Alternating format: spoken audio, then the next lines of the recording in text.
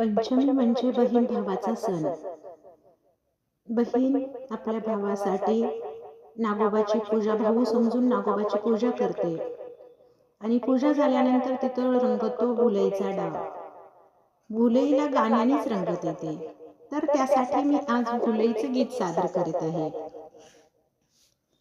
चल ग सई वारुळाला वारुळाला वारुळाला ग, नागोबाला पूजायला पूजायला पूजायला ग.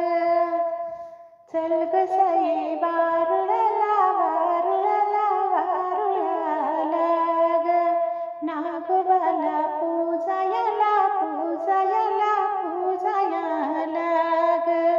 पृथ्वी झेले नागराजा, पृथ्वी झेले नागराजा, त्याची पूजा चाले आज. दूध लाया वाहू त्याला वाहू त्याला वाहू त्याला ग.